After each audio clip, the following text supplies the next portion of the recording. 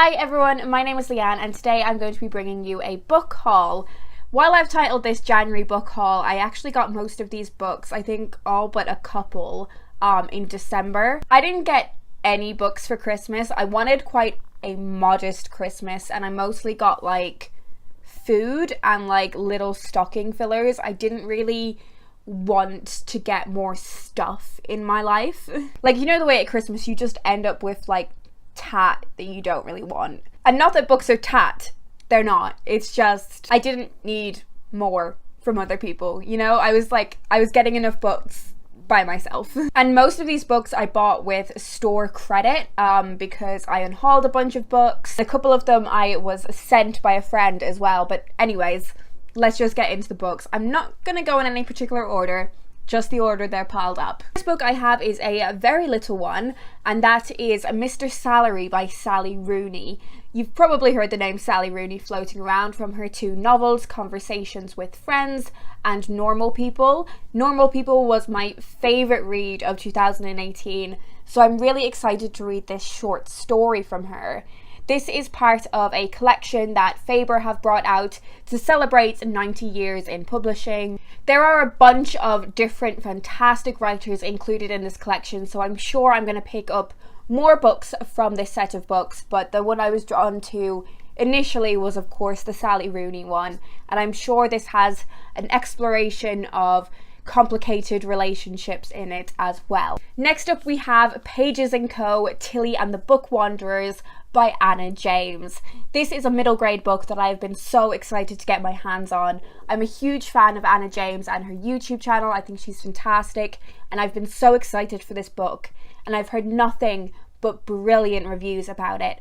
This is about a young girl named Tilly whose grandparents own a bookshop which she helps out at, and she finds herself able to interact with some of her favourite literary characters, like Anne of Green Gables and Alice from the Wonderland stories. This is one that I'm going to read really soon because I'm just so excited and I really want to get back into reading a lot of middle grade. This book I originally thought was middle grade because of the cover, but I'm not actually sure it is. This is Bone Gap by Laura Ruby. I know this has something to do with a young woman going missing, and there's only one person in this town that knows what's really going on, and the only other person in the town that is willing to believe him is the beekeeper's daughter. I think this has a lot of magical realism elements in it, and to be honest, I'm not gonna lie to you, this was a bit of a cover buy. This next book I think I'm probably gonna read and then donate because I don't think I'm the most valuable audience for this book, but it is Sue Turton's This Book Will Help You Change the World.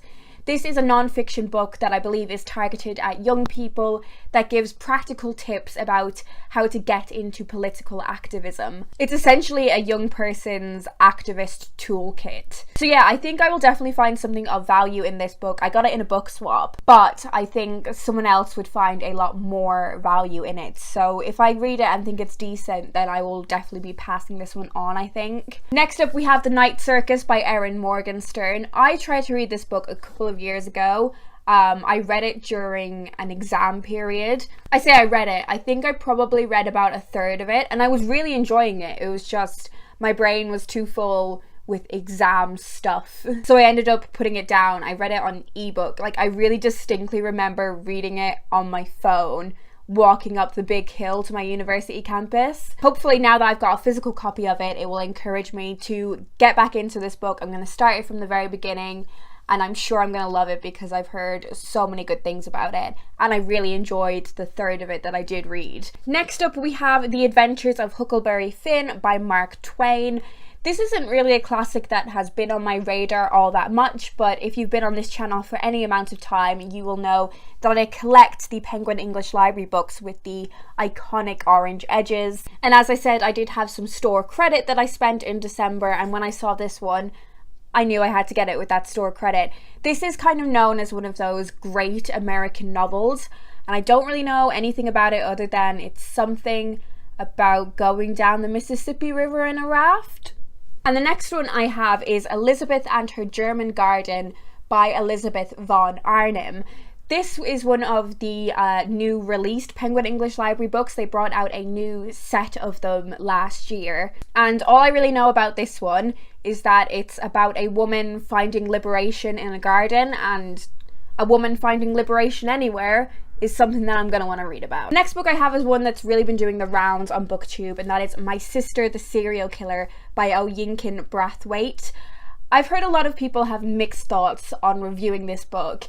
This is a book about the relationship between two sisters, one of whom is a serial killer. She kills her boyfriends. I believe either the narrator or the protagonist of this book is the sister who helps clean up these situations. And things begin to change when the serial killer sister takes an interest in one of the other sister's colleagues. I've heard a lot of people talk about how this book wasn't quite what they expected. They expected it to be far more of a quite dark humor, satirical book, and that isn't necessarily what it is. So I think now that I've heard those reviews of that book, I'm going to be quite fortunate when I read this in that I'm not going into it with the wrong kind of expectations. I am really excited to read this one, and it looks like it'll be a really quick read as well. It's got quite large font and the chapters are quite short.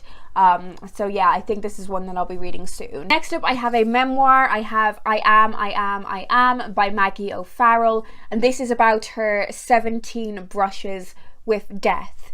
I've heard a lot of good reviews about this one as well. I've heard she talks quite openly about a lot of subject matters that we don't always discuss in an open way. I've never read any Maggie O'Farrell before. She is predominantly a fiction writer, but I've not read any of her work.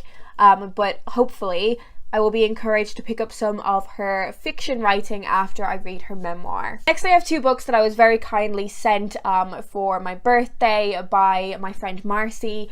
Marcy is one of the few people in my life who I know if she recommends me a book, it's not going to be a book that I've even heard of before, which is something that's really rare in my life. Like, I find it so often that people will recommend me books and I'll be like, yeah, I've already read it. Like, Marcy just manages to find books that I think are quite obscure.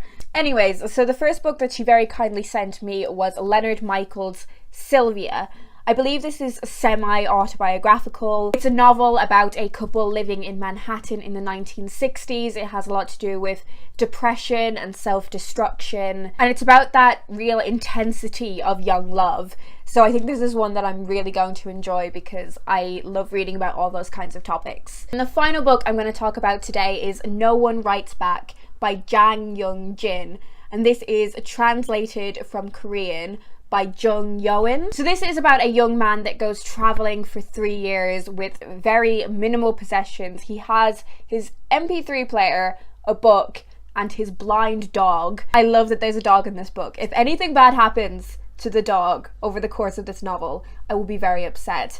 But this book is made up of letters that he sends to the various people that he meets along his travels. He doesn't give like names or nicknames to these people. He just assigns them numbers and writes them letters. And through him talking about these other people's lives, we follow his story. Sounds like such an interesting way to construct a novel, so I'm really excited to read this one, and it means that I will definitely be reading some translated fiction, which I really need to do more of. That's it. They are all the books that I'm going to talk about today.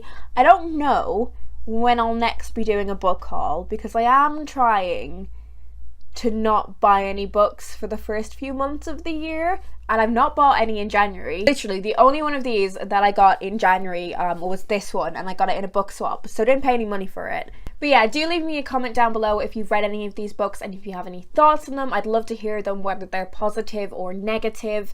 Also, all of these books will be linked down below in the description as well if you want to find out more about them. That's all I'm going to talk about today, but I hope you guys are doing well, and I will talk to you in my next video.